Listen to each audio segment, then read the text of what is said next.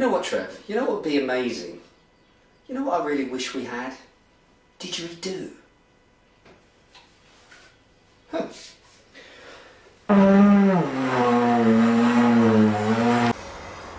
Well, there's a picture you don't see every day.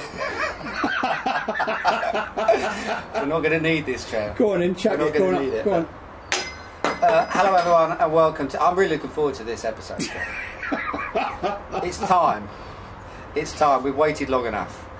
I don't quite know how this is going to work out or pan out. I don't think it probably will very well. But hello everyone and welcome to Beer Sweden Television. We're going to do something rather unusual today. I would say it's a world first, Trev, because it is. We are going to try the Australian lager called Abba-rigonal Ale. Do you remember that? Yep. Can you throw up the picture, the JPEG of the label? Unfortunately, my printer's broken, so I couldn't print it out. I wanted to stick it on the bottle just to give it that little bit more premium look, because it looks a little bit sort of like Trailer Park at the moment. But it's what's inside the bottle, Trev. I tell you what, though, you didn't fill the bottle up, did you? Like the craft brewers. Yeah, not like the real craft brewers do. No, I think you probably did that one. And I thought what would be quite interesting to give it a bit of balance, to give it a little bit of contrast, you know, a bit of shade. I thought what we should do is take another couple of beers that may have similar characteristics. I'm not sure. This is so obnoxious. Side by side. This is so obnoxious. Why? It Why? really is. No, because you know where you want it to go. I know where I want it to go, but whether it goes there, I don't know. My point being that I want to try and actually get to the point where we can actually say, yes, you can brew beer at home that is equally good, maybe even better, than some of the beers that you can buy in a sustainable lager. That's really what I'm trying to say, Trev. Now, everyone, this is a beer that Trev and I brewed. Do you remember, Trev? Do you remember those? Do you remember those? A few weeks ago now. Those were the days, my friend. That we brewed using the Cooper's DIY beer kit. We were the first people in Scandinavia actually to get the kit, and we brewed the Australian lager. And that's the kit that actually comes with the flavour, the beer that comes with the kit itself. And we did it by the book, didn't we, with Bruce? Do you remember? Yeah, Bruce. Bruce told us what to do, and we followed Bruce to the letter. Now, what we have done though is we've waited a little bit longer, because Bruce tells us that you can drink it after 2 weeks. Once the fermentation process has stopped and you put it in the bottle. We've waited a little bit longer than that. I think it's about 5 weeks now, are we? 5, 6 weeks? A good 6 weeks. To be perfectly honest, you was on at me for months, right? And you're going, oh, we've got to do this. It's funny, as soon as it was made and the summer comes along and you need a load of beer, we haven't had it mentioned for weeks. Yeah, that's funny, that, isn't it? Yeah. Anyway, well, let's see what it's like, because you might not want it. You might not want it at all. But so what we're going to try is we're going to try the Abba-rigonal Ale, a lager here, Australian. Yeah, it's actually good now. We're going to put it next to, and we're going to try then this beer. No, what was it? Oh, Piston Head. Brutal Brewing. No, Piston Head is Spendrup. No, Spendrup. Yeah. Oh no, it's Brutal Brewing. Of course, it's Brutal Brewing. I keep getting the two of them confused. Really? Yeah. And then we've got Cheap Thrills, which is a beer that you may have we've covered a little bit on the blog. Shouldn't be really loud. But there we go. Here we are. So we're going to try the three of them together. Trev, which order should we do it in?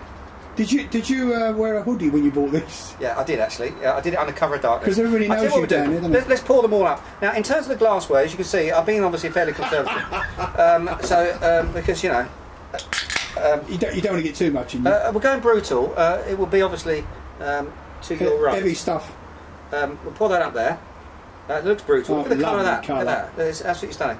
Is that, I would say that's... Well, it's not even that, is it? Well, it's unless you've drunk lots of water. Maybe you've done a marathon. And this is Piston Head. My goodness, they look shockingly familiar. It looks exactly the same to me. Yeah. And then we've got... What about Bruce, mate? Now, listen. This has been conditioning, as I say, for 6 weeks. We've got throw in the bottom of the bottle, okay? So the yeast has flocculated, I love that word, into the bottom of the bottle. So be very careful and store this upright, okay? Because we want a nice clear pour, okay? It's very, very important. Australian lager should be clear, Trev, shouldn't be cloudy, all right? Let's... Did you hear that? Little bit of fizz, little fart. Let's come out of the bottle there. Are you nervous, Trev? You're a little bit nervous. No, not really. A little bit nervous. We've got a slightly bigger glass, obviously, here. I'm going to pour this up and see what happens. Trev. A monumental head on this thing. And the colour as well. Look at the colour. I mean, seriously, I've got to be frank. Those two at the front, watered down piss. Trev, you can't say that. You've got to bleep that out.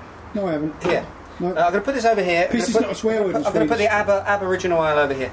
Now then, In terms of looks, Trev. Big difference. In terms of looks, what do you think? Them two are dead. Our one's alive. Okay, all right. That's probably actually true. I'm going to go first of all with the Brutal Brewing.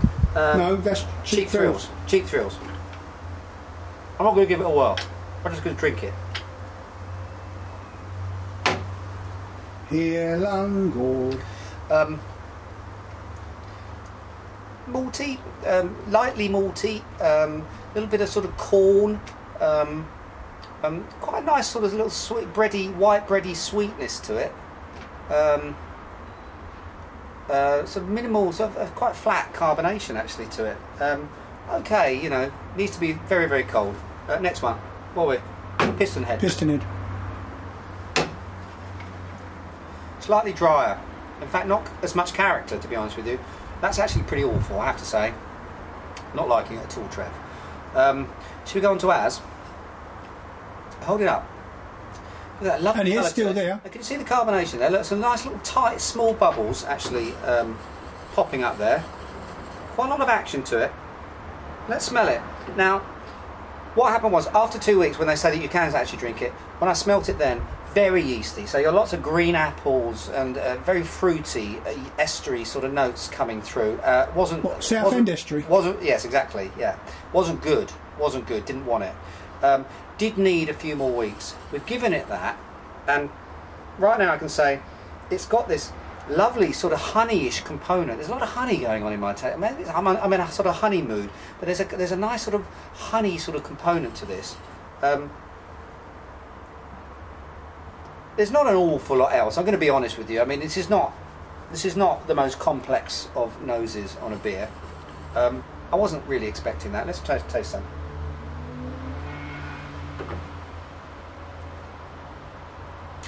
All day long, Trev. Really? All day long. Let me have a go. I'm going to be honest. No, this is yours, yeah, because this is the first time. This is actually pretty cool, people. This is the first time that Trev's actually tried the beer. I've had a little. The nose is a lot better than I was expecting. Nose is pretty good, isn't it? There is a little bit of fruitiness to it, but actually quite like that. It gives it some interest. Oh. And in terms of flavour. Oh. What do you think? I was expecting something ridiculously industrial, and it's not. Not at all, is it? It's actually got quite a nice little bit of character to it. What do you think? Oh, you're in trouble now, considering what you've done this weekend. I'll tell you, people, he wasn't going to give them to me. He's taking them all to the summer house. Yeah. Now I want them.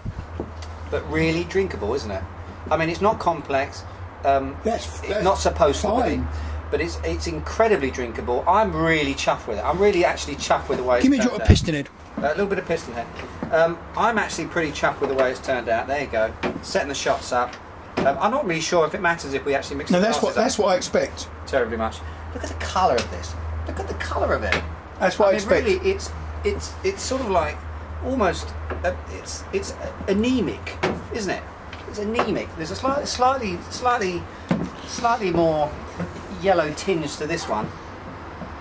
But I have to say, Trev, all day long. I'm not sure that we can take any credit because it's come from a kit, but no, but this is my point. You can brew good kit beer. It is possible. Don't expect fireworks. Do not expect micro. But you can expect to be able to drink extremely drinkable lawnmower beer. Completely frank, I wasn't expecting to be that good. No. I thought it was going to taste like the other two. In terms of condition, let's be honest. You remember those little carbonation drops that we put in there? Was it 1.5 in each one? Was it? Look at it. I had a little bit of a problem at one point. I think it was fermenting too Somebody told you to put them in red, didn't he? Told her to shake the bottle and then leave it in a warmer room for about a week. I did that, and I tell you what, did the trick perfectly. So I'm actually going to say thumbs up. Well done, Coopers. Thanks for sending the kit. I think it's a nice way to round that whole little episode off of. Let's put it this way. I've ordered another kit. I'm going to actually pimp it up a little bit. An IPA with double yeast, and I'm going to do all sorts of strange things to it. But I have to say that this is what comes out of the box. What comes out of the box is not bad, mate. Incredibly drinkable. So well done to Coopers. Really think you're onto something. Good stuff, Trev, don't you think? I mean, to me, the point. To me, it's absolutely ridiculous that it trunches the other two so easily. It does, it does. And of course, the cool thing is, people, is that you actually make it. Yeah. So you've got all of that sort of, baggage that comes along. And you get a little beer for fun to brew money. Beer. And it's fact you get a lot of beer for your Have money. you worked out how much it costs a I think litre? it's 4 to 5 crowns, something like that. No contest, is it? You get bang for your buck. I think probably the least important part of it. But you get to brew beer, you get to understand beer, and at the end of the day, if you wait long enough, that is important. You've got to wait a little bit. But if you wait long enough, you get yourself very drinkable beer. I don't really What's know. ABV? It's about between 4.4, Perfect. something like that. Lager on sessionable beer, absolutely wonderful. I'll be drinking the other 15 litres in the summer house during the summer. Which I'm not invited to, as usual. Which of course you're more than welcome to. Everyone, interesting experiment that, Trev. Absolutely. Cheers and beers.